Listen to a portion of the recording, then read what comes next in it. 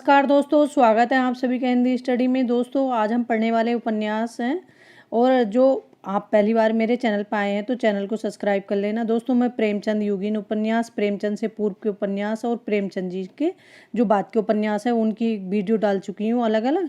उसका लिंक आपको इस वीडियो में मिल जाएगा, देख लेना उसको।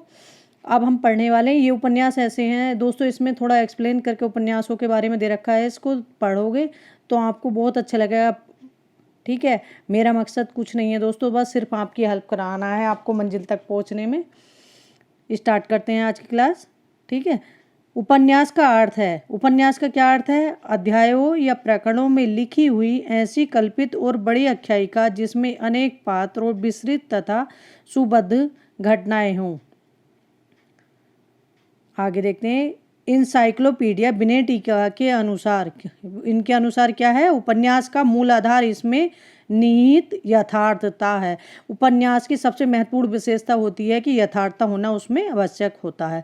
उपन्यास का विकास दोस्तों भारतीय हिंदू युग से माना जाता है, और जो भारतीय हिंदू युग में भी क्या बांग्ला और अंग्रेजी के प्रभाव से ही हमारा हिंदी में उपन्यासों का विकास हुआ है। आधुनिक उपन्यास का जनक किसे माना जाता है? डेनियल डीफो को। हिंदी उपन्यास में लगभग 125 वर्ष पूरे कर चुके हैं। उपन्यास को गुजराती में क्या कहा जाता है? नवलकथा। मराठी में क्या कहते हैं? कादम्बरी। बंगला में क्या कहते हैं? नोवेल। दोस्तों ये तीनों पूछे जा चुके हैं एग्जाम में, टीजीटी पीजीटी वाले में, कि उपन्यास को गुजराती में क्या कहते हैं, मराठी में क्या कहते हैं और बंगला में क्या कहते हैं। मुंशी प्रेमचंद ने लिखा है, मैं उपन्यास को मानव चरित्र का चित्र मात्र समझता हूँ। मानव चरित्र पर प्रकाश डालना और उसके रहस्यों को खोलना ही उपन्यास का मूल तत्व है। ठीक है, आगे देखते हैं। आचार्य रामचंद्र शुक्ल एवं अन्य अधिकतर विद्वानों ने लाला श्रीनिवास दास के परीक्षा गुरु को हिंदी का प्रथम उपन्यास माना है। दोस्तों एग्जाम में आता है कि हिंदी का प्रथम उपन्यास कौन सा है, तो वो है हमारा परीक्षा गुरु।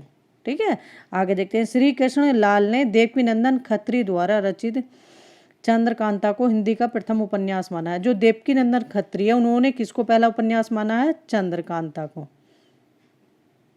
सॉरी दोस्तों, जो श्री कृष्ण लाल है उन्होंने देवकीनंदन खत्री द्वारा लिखित चंद्रकांता को हिंदी का पहला उपन्यास माना है। ठीक है, श्री शिवनारायण श्रीवास्तव ने इंसान नखा कृत रानी केतकी की कहानी को हिंदी का प्रथम उपन्यास माना है। शिवनारायण श्रीवास्तव ने किसे माना है पहला उपन्यास? रानी केतकी की कहानी को। रामचंद्र शुक्ल ने इसे ना ही उपन्यास माना है ना ही कहानी मानी, उन्होंने कहा है कि रिपोर्टाज विधा में लिखा हुआ है। ठीक है, श्री गोपाल राय ने पंडित गौरीदत्त द्वारा लिखित देवरानी जिठानी को हिंदी का प्रथम उपन्यास माना है। तो हिंदी का प्रथम उपन्यास किसे माना है? जो गौरीदत्त ने, उन्होंने देवरानी जिठानी को माना है। आचार्य हजारी प्रसाद द्विवेदी ने भारतेंदु द्वारा लिखित पूर्ण प्रकाश और चंद्र प्रभा को हिंदी का प्रथम उपन्यास घोषित किया है। हजारी प्रसाद द्विवेदी ने भारतेंदु द्वारा लिखित पूर्ण प्रकाश और चंद्र प्रभा को कहा है। आगे देखते हैं। रचना, तिथि, विषय की नवीनता, औपन्यासिक तत्वों के दृष्टि से हिंदी का प्रथम और मौलिक उपन्यास कौन सा है? श्रद्धानंद फुल्लेरी। अगर दोस्तों पूछते हैं कि रचना काल के हिसाब से सबसे पहला उपन्यास कौन सा है, तब तो हमारा भाग्यवती है। अगर वो पूछते हैं कि हिंदी का प्रथम मौलिक उपन्यास कौन सा है, तब रचना के नहीं पूछते, तब हमारा होगा परीक्षा गुरु। रामचंद्र शुक्ल ने परीक्षा गुरु को हिंदी का प्रथम उपन्यास मानते हुए भी किशोरीलाल गोस्वामी का हिंदी का प्रथम प्रतिष्ठित उपन्यासकार माना है, क्योंकि गोस्वामी 19वीं सदी के अंतिम दशक से उपन्यास लिखते आ रहे हैं। इन्होंने लगभग 65 उपन्यासों की रचना की और उपन्यास विधा को सशक्त रूप प्रदान करने का महत्वपूर्ण योगदान दिया। किन्होंने? किशोरीलाल गोस्वामी ने। दोस्तों जो परीक्षा गुरु है इसमें जो इनके पात्र हैं इसमें है मदन मोहन, ब्रज किशोर। ये एग्जाम में पूछा गया था।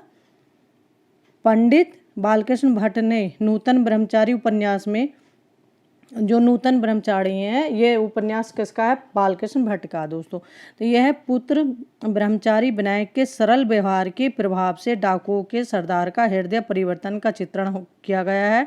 इसमें ये विद्यार्थियों को चरित्र शिक्षा देने के उद्देश्य से लिखा गया है। दोस्तों एग्जाम में पूछ लेते हैं कि विद्यार्थियों को चरित्रिक शिक्षा देने के लिए कौन सा उपन्यास लिखा गया है, तो ये नेट में भी पूछा जा सकता है और में भी। तो ये है हमारा नूतन ब्रह्मचारी। जितने हमारे पुराने उपन्यास हैं उनसे तो हमेशा ही क्वेश्चन पूछे आते हैं। ठीक है। 100 अजान एक सुजान उपन्यास में अवध प्रांत के अनंतपुर निवासी सेठ हीराचंद के 2 पुत्र ऋषिनाथ और निधिनाथ अजानों मतलब अज्ञानों की संगति में पड़कर विलासी जीवन व्यतीत करते हैं। अंततः दोनों जालसाजी के अपराध में पकड़े जाते हैं। इस विषय परिस्थिति में उनका शिक्षक चंद्रशेखर सुजान आकर बचाता है। यह उपन्यास परीक्षा गुरु की परंपरा में लिखा गया है। 100 अजान एक सुजान, ठीक है, जो उपन्यास है उसमें जो दिया गया है, ये 100 अजान एक सुजान किसका है? बालकृष्ण भट्ट का है। मधुकर भट्ट ने सन 1869 के नवंबर मास के हिंदी प्रदीप की फाइलों के आधार पर बालकृष्ण भट्ट के तीसरे उपन्यास रहस्य कथा का उल्लेख किया है। यह उपन्यास अपूर्ण है। ठीक है, बालकृष्ण भट्ट के तीसरे उपन्यास रहस्य कथा का उल्लेख किया है। यह उपन्यास कैसा है? इनका अधूरा है। ठाकुर जगमोहन सिंह कृत श्यामा स्वप्न में ब्राह्मण कुमारी श्यामा और क्षत्रिय कुमार श्याम सुंदर की प्रणय गाथा का चित्रण हुआ है। यह आख्यायिका शैली का प्रथम उपन्यास है। ये जितने उपन्यास है सारे एग्जामों में पूछे हुए उपन्यास हैं दोस्तों, टीजीटी पीजीटी सब में। राधा कृष्ण दास निशा है हिंदू उपन्यास गोवध निवारण की भावना से लिखा गया पहला उपन्यास है। दोस्तों ये एग्जाम में पूछा जा चुका है कि गोवध निवारण की भावना से लिखा गया पहला कौन सा उपन्यास है, तो ये है हमारा निशा है हिंदू राधा कृष्ण दास का। लज्जाराम मेहता के स्वतंत्र रमा और परतंत्र लक्ष्मी, ये जो है स्वतंत्र व परतंत्र लक्ष्मी ये किनका है? लज्जाराम मेहता का उपन्यास है। में रमा और लक्ष्मी 2 सगी बहनों की कहानी है। रमा अंग्रेजी से प्रभावित है और स्वतंत्र जीवन व्यतीत करना चाहती है। लक्ष्मी भारतीय संस्कृति के अनुकूल पवित्रता नारी का जीवन व्यतीत करती है। इसमें लेखक ने तुलनात्मक आधार पर भारतीय नारी की पवित्रता की श्रेष्ठता को सिद्ध किया है। आगे देखते हैं। हिंदी में ऐतिहासिक उपन्यास लिखने की प्रेरणा बांग्ला के ऐतिहासिक उपन्यासों से मिली है। तो हिंदी में ऐतिहासिक उपन्यास लिखने की प्रेरणा कहाँ से मिली है? बांग्ला के ऐतिहासिक उपन्यासों से, अंग्रेजी और बांग्ला के उपन्यासों से मिली है। किशोरीलाल गोस्वामी को हिंदी में ऐतिहासिक उपन्यास परंपरा का जन्मदाता माना जाता है। ऐतिहासिक उपन्यास लिखने की परंपरा का जन्मदाता किसे माना जाता है? किशोरीलाल गोस्वामी को। हृदयहरिणी हिंदी का प्रथम ऐतिहासिक उपन्यास है। एग्जाम में ये पूछे आते हैं दोस्तों कि पहला ऐतिहासिक उपन्यास कौन सा है, पहले ऐतिहासिक उपन्यासकार कौन माने जाते हैं। ठीक है। गोपाल राम गहमरी को हिंदी में जासूसी उपन्यास का जन्मदाता माना जाता है। जो जासूसी उपन्यास का जन्मदाता किसे माना जाता है? गोपाल राम गहमरी को। इन्होंने लगभग 200 जासूसी उपन्यासों की रचना की है। ये एग्जाम में पूछा जा चुका है टीजीटी में कि ये जासूसी उपन्यासों का जन्मदाता कौन है, तो गोपाल राम गहमरी। हृदयहरिणी व आदर्श रमणी उपन्यास में रंगपुर के कुमार नरेंद्र सिंह और कृष्णनगर की राजकुमारी कुसुम कुमारी के साहस, धैर्य और प्रेम की कथा वर्णित है। इस उपन्यास के माध्यम से किशोरीलाल गोस्वामी ने नवाब सिराजुद्दौला के समय की अव्यवस्था और क्षुब्ध बंगाल का सजीव चित्रण किया है। ठीक है दोस्तों। लखनऊ की कब्र बा शाही महल सारा, ये गोस्वामी ने इस उपन्यास की रचना बादशाह के गुप्त चरित्र नामक अंग्रेजी पुस्तक के आधार पर की है। इसमें लखनऊ के नवाब महल के वैभव विलास की विस्तृत कथा चित्रित की गई है। उपन्यास सार है नवाबी महल का विलास ही लखनऊ के नवाबों के लिए कब्र बन गया है। ये किशोरीलाल गोस्वामी का है। अयोध्या सिंह उपाध्याय हरिओद ने ठेठ हिंदी का ठाठ देवबाला या देवबाला, इसके दोनों नाम है, ठेठ हिंदी ठाठ या देवबाला उपन्यास में अनमेल विवाह के दुष्परिणामों का चित्रण किया है। एग्जाम में पूछते हैं कि अयोध्या सिंह का उपाध्याय का जो हिंदी का उपन्यास है ठेठ हिंदी का ठाठ, इसमें किसका वर्णन है, तो इसमें अनमेल विवाह के दुष्परिणामों का वर्णन है। हरिओद के अतखिला फूल उपन्यास में धर्म की महत्ता का प्रतिपादन करते हुए धार्मिक आडंबर अंधविश्वास के दुष्परिणामों का चित्रण है। जो इनका अतखिला फूल है हरिओद जी का, अयोध्या सिंह हरिओद का। आगे देखते हैं दोस्तों। यह तिलस्मी शब्द यूनानी टेलेस्मा और अरबी तिलस्मा का हिंदी कृत रूप है। इसका अर्थ है जादू, इंद्रजाल या अलौकिक रचना या गढ़े हुए धन आदि के ऊपर बनाई गई सर्प आदि की भयावही आकृति।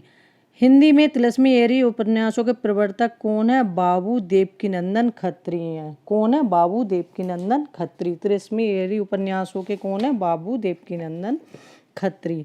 देवकीनंदन, ये दोस्तों पूछा जाता है, जैसे जासूसी उपन्यासों के गोपाल गहमरी है, तिलस्मी एरी उपन्यासों के प्रवर्तक हैं बाबू देवकीनंदन खत्री। या जो देवकीनंदन खत्री के चंद्रकांता उपन्यास का हिंदी संसार में अभूतपूर्व स्वागत हुआ। इस उपन्यास की नायिका विजयगढ़ की राजकुमारी चंद्रकांता और नवाबगढ़ के राजकुमार वीरेंद्र सिंह नायक है। जो दोस्तों ये हैं चंद्रकांता देवकीनंदन खत्री। तो देवकीनंदन खत्री के जो उपन्यास पढ़ने के लिए लोगों ने हिंदी पढ़ी सीखी थी। ठीक है, देवकीनंदन खत्री का उपन्यास अधूरा था, जिसके बाद में उनके पुत्र दुर्गा प्रसाद खत्री ने पूरा किया। भूतनाथ में चंद्रकांता संतति के ही एक उपन्यास कुशल एयर भूतनाथ की रोचक कथा वर्णित है। माँ उपन्यास में विशंबरनाथ शर्मा कौशिक ने यह दिखाया है कि माँ के स्नेह, त्याग और विवेकपूर्ण देख रेख पर ही बालक का सर्वांगीण विकास निर्भर करता है। माँ उपन्यास किसका है? विशंबरनाथ कौशिक का। और इसमें दिखाया क्या है कि माँ के स्नेह, त्याग और विवेकपूर्ण देखने पर ही बालक का सर्वांगीण विकास निर्भर करता है। उपन्यास के अंत में दुष्चरित पात्रों के जीवन में सुधार लाकर और सचित्र पात्रों को सुखी दिखाकर लेखक ने अपने सुधारवादी दृष्टिकोण का परिचय दिया है। विशंबरनाथ कौशिक भिखारणी, इनका भिखारणी है, उपन्यास में अंतर्जातीय विवाह की समस्या को उठाया है। इसमें क्या है? अंतर्जातीय विवाह की समस्या को उठाया गया है। मानव मन के सहस आकर्षक तथा जातीय बंधन की कठोरता के मार्मिक द्वंद्व को बड़ी सहजता से चित्रित किया गया है। शिवपूजन सहायकृत देहाती दुनिया उपन्यास में ग्रामीण जीवन का सरल, सुबोध और प्रभावकारी यथार्थ चित्रण प्रस्तुत किया गया है। सन 1918 से 1936 तक, अर्थात सेवा सदन के प्रकाशन काल से लेकर गोदान के प्रकाशन काल तक की अवधि को हिंदी उपन्यास के इतिहास में प्रेमचंद युग कहा जाता है। ये पूछते हैं ना, प्रेमचंद युग कब से कब तक है? तो जो सेवा सदन का काल था वो था, जो जब ये रचना हुई थी उस टाइम था 1918, और इनका गोदान उपन्यास था 1936 का। तो इनका सेवा सदन से और गोदान तक का जो काल है वो प्रेमचंद युग नाम से जाना जाता है। युग प्रवर्तक उसी को कहा जाता है जो सबसे ज़्यादा रचनाएं उस युग में करता है और सबसे महत्वपूर्ण उसका योगदान होता है। साहित्यकारों ने प्रेमचंद को उपन्यास सम्राट की उपाधि से विभूषित किया था। इन्हें कहानी सम्राट भी कहा जाता है। कहानी सम्राट इन्हें कहा जाता है कहानी के लिए। प्रेमचंद जी का एकमात्र ऐतिहासिक उपन्यास है रूठी रानी। ये एग्जाम में पूछा जा चुका है ये भी। इसमें मारवाड़ के राजा मालदेव और उनकी रूठी रानी इमादे की कहानी, जिसे मालदेश ने शेरशाह के छक्के छुड़ाए दिए, वह अपनी रूठी रानी को न मना सका। इस उपन्यास में राजपूतों की वीरता और अपनी फूट का सजीव चित्रण हुआ है। रूठी रानी जो है चतुर्सेन शास्त्री की एक कहानी भी है। ठीक है दोस्तों, एग्जाम में पूछ लेते हैं ना तो हम कंफ्यूज हो जाते हैं। आगे देखते हैं। मुंशी प्रेमचंद ने पहले उर्दू में बाजारे हुस्न उपन्यास लिखा था। इनका जो पहला उपन्यास था उर्दू में बाजारे हुस्न था, जिसका इन्होंने हिंदी में अनुवाद किया सेवा सदन नाम से। एग्जाम में पूछते हैं कि सेवा सदन जो बाजारे हुस्न था उसका बाद में हिंदी में अनुवाद किस नाम से किया? सेवा सदन से। प्रेमचंद ने उर्दू में गोसाया आफियत था, फिर उसका हिंदी रूपांतर किया गोसाया आफियत का प्रेमाश्रम। प्रेमचंद ने एक परिहास प्रधान उपन्यास जुज-ए-इसार लिखा था, जिसका हिंदी रूपांतर वरदान है। तो जुज-ए-इसार लिखा था, उसका हिंदी रूपांतर क्या है? वरदान। प्रेमचंद ने हमखुरमा व हमसवाब का हिंदी रूपांतर प्रेमा अर्थात दो सखियों के विवाह को परिष्कृत कर प्रतिज्ञा नाम नए रूप में प्रकाशित कराया। दोस्तों ये सारे उपन्यास प्रेमचंद जी के एग्जाम में पूछे आ चुके हैं। ये भी पूछे आ चुके हैं कि ये किसके उपन्यास हैं। इनमें ये भी पूछा आ चुका कि ये पहले उर्दू में किस नाम से थे, फिर हिंदी में किस नाम से हुए। ठीक है, प्रेमचंद का उर्दू उपन्यास चौगाने हस्ती का हिंदी अनुवाद रंगभूमि में है। इस उपन्यास को भारतीय जनजीवन का रंगमंच कहा गया है। रंगभूमि उपन्यास का नायक सूरदास है। ये नेट में बहुत बार पूछा जा चुका है कि रंगभूमि सूरदास के उसका पात्र है, तो ये रंगभूमि का पात्र है। इसमें औद्योगिक और कृषि जीवन की तुलना, पूंजी केंद्रीकरण का विरोध, औद्योगिक सभ्यता का विरोध, मानव अधिकारों की सुरक्षा, धार्मिक रूढ़िवादिता का विरोध, राष्ट्रीय स्वतंत्रता के लिए जन आंदोलन का समर्थन, देशी राज्यों की राजनीति, अंग्रेजी साम्राज्यवाद की नकली और थोती आदर्शवादी इत्यादि का यथार्थ चित्रण हुआ है। डॉक्टर बच्चन सिंह ने रंगभूमि को गांधीवादी जीवन दर्शन का महाकाव्यात्मक उपन्यास कहा है। किन्होंने कहा है? बच्चन सिंह ने गांधीवादी जीवन दर्शन का महाकाव्यात्मक उपन्यास रंगभूमि को कहा है। कर्मभूमि उपन्यास में प्रेमचंद ने गरीब, शहरी और ग्रामीण जनता का यथार्थ चित्रण किया है और उनके प्रति पाठकों की सहानुभूति जागृत की है। कर्मभूमि उपन्यास में मंदिर में अछूतों का प्रवेश निषेध, महतो का आडंबर और गोपालिप्सा जनता का अंधविश्वास,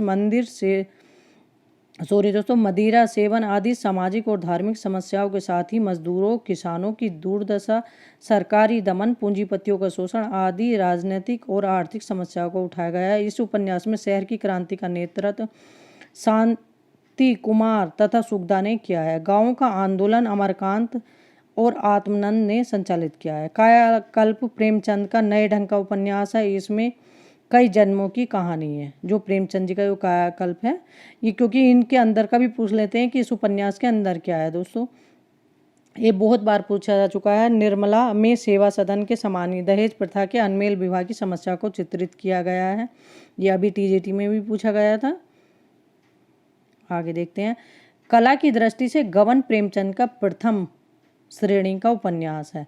जो कला की दृष्टि से गबन प्रेमचंद जी का प्रथम श्रेणी का उपन्यास है। इसमें लेखक ने पारिवारिक जीवन का मनोवैज्ञानिक चित्र उपस्थित किया है। नारी की आभूषण प्रियता और पुरुष का आत्म प्रदर्शन, मध्य वर्गीय समाज की इन दुर्बलता को पति पत्नी के जीवन में चरितार्थ करते हुए स्वाभाविक और यथार्थ कथा का वर्णन किया है। इन्होंने दिखाया कि नारी की आभूषण को कितनी प्रियता होती है इसमें गबन में। ठीक है। गोदान प्रेमचंद का प्रौढ़तम उपन्यास है। इसका कथानक भारतीय ग्रामीण जीवन की हृदय विदारक परिस्थितियों तथा तत्कालीन शहरी जीवन की झलकियों से बुना हुआ है। इसमें कुल मिलाकर 7 छोटी छोटी कथाएं सजोई गई हैं। इनमें विस्तार और महत्व दोनों दृष्टियों से होरी का स्थान पहला है।